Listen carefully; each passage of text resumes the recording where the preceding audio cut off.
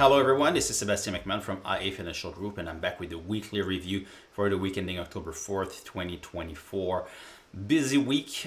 We just had a much stronger jobs report in the US than was expected. Markets are not open yet, but right now the stock market is cheering this report. We got 254,000 jobs added. Consensus was for 150 here, so that's a strong beat. In fact, when you look at the consensus of economists on Bloomberg, no one was expecting such a strong number, and only 2 out of the 71 firms surveyed were expecting the unemployment rate to fall, and this is what we had, a downtick by 0.1%. So very strong across the board. This is telling us that the US economy is very much in a Goldilocks scenario. At least we dare say it, that it seems to be in a Goldilocks scenario. We have disinflation, we have the job market that is pretty strong, and this job market report was very important because it was viewed as pretty much the last clean report, maybe before December, because we have now strikes at Boeing.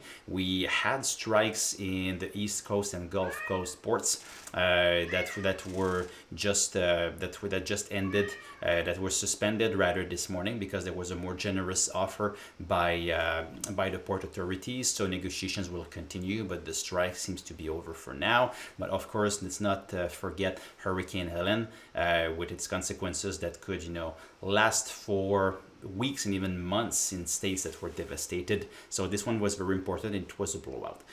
China, the China story from last week continues to support the markets. Maybe more on that in a minute. But last week we did put a discretionary trade around this Chinese story. We'll tell you all about it in a few minutes. But let's look at this week's markets at the close on Thursday. So the geopolitical pressure, oil prices higher, inflationary pressures that might come from that pushed rates higher this week, negative for bonds. TSX and emerging markets were positive, negative in other markets this week. Again, this morning market seems to be cheering at the report, so maybe we'll reverse all of that on the day. But the day following the non-farm report can be volatile, so I'll reserve my judgment for now. Oil higher, price of gold a bit lower here. So in the US, we had a blowout job report, as I said. So the chart on the left shows the reacceleration that we're seeing in job creation. What is important here is that the July report was the worst of the year before this revision. We had 89,000 jobs, and it was revised higher to 144,000. Remember that when the 89,000 figure came out, that caused a bunch of volatility in early August, and the thinking that, well, maybe the US is falling into recession here. Well, all of this was revised away. So very important takeaway here. Markets are revising the odds of the next Fed moves. On the right, you see the reaction was pretty drastic this morning. Now what we see is that the market is thinking that we will have rate cuts of 25 basis points at every one of the next meetings, which is in line with our expectations. It did price in a 50 basis point cut by the end of the year, so a second 50 basis point cut.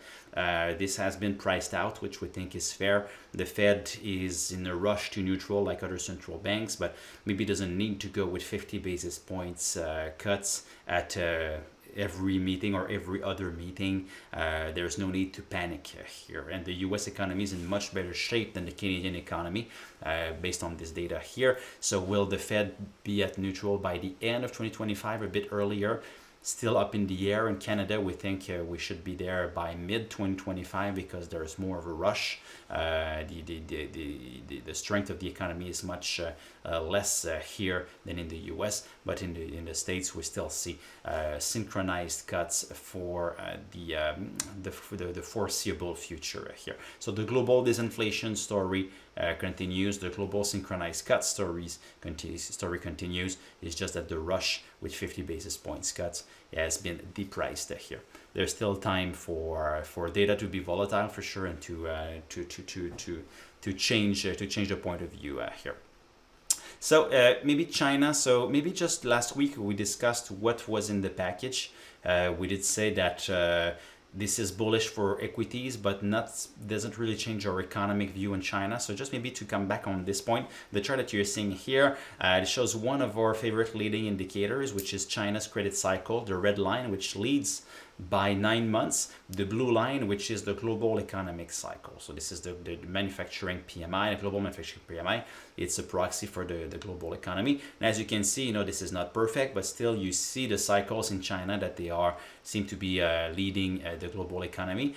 Until now, where instead of having the usual rising cycle of credit in China, pretty much stalled as we're in this balance sheet recession phase here. So businesses and households are thinking more about lowering their debt level, maybe selling assets to cut their debt rather than taking on new loans. So when you have a balance sheet recession like this, I explained that last week, but you cannot, your monetary policy will be ineffective. Even if you lower rates, no one wants to take a loan. Even if you inject liquidity in banks and ask them to lend, there's going to be no demand for loans. So until we do start to see an uptick here in this chart, we continue to reserve our judgment that China is doing enough. For now, we don't think that they're doing enough to get out of this economic malaise that we're in here.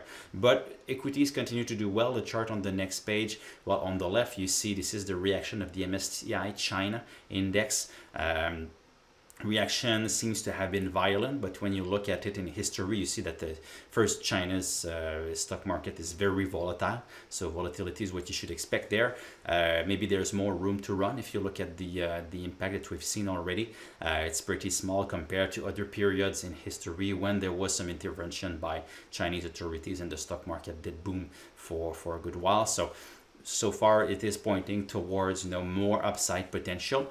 On the right, you see that the breadth is pretty wide, so everyone's just buying Chinese equities. 99% or close to 100% here of names are trading above their 50-day moving average, so just buy Chinese equities. So the way that we're playing this in our funds is we bought what we call a call spread. So we bought a call option and we sold the call option further down the curve, so that we are exposed to the upside, and we think that there's potential for solid upside here, but we're limiting the loss that we can make if we are wrong here, and if the market starts taking profit, or if something happens, a comment from the PBOC turns this thing around. So we want to be exposed to the upside, but not so much to the downside here, because as you can see, China can be pretty volatile. So we put those trades in the balanced funds that we manage, pretty much all of the families, but we stayed away from the conservative profiles because of the nature Chinese stock market, which is pretty volatile, but the balance and the more aggressive profiles have this trade in. So we do have a trade right now that we're betting on further gains here for Chinese equities. For US election now, the Electoral College remains too close to call. No change in this chart since last week. It's still a very slight advantage to Trump-Vance, but there's just so much that are undecided right now that it's tough to call. And if you look at the charts on the next page, the betting odds continue to favor Miss Harris, but by a slim margin. The polls are still leaning her way, but by a small margin. And on the right, you see what this is.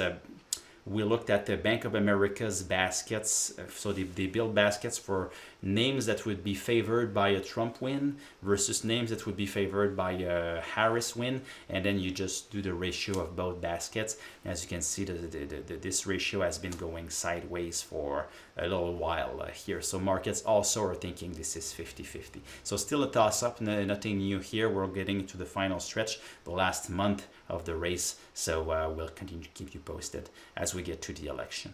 So what to watch next week in Canada? We'll have our employment report, 35,000 in expected. So we're expecting a rebound here as well. Unemployment rate should remain stable but high at 6.6%. Bank of Canada Business Outlook Survey will come out as well next week. Very important for investment intentions, hiring intentions, so we'll always follow that. In the US, we'll have the NFIB Small Business Optimism Survey.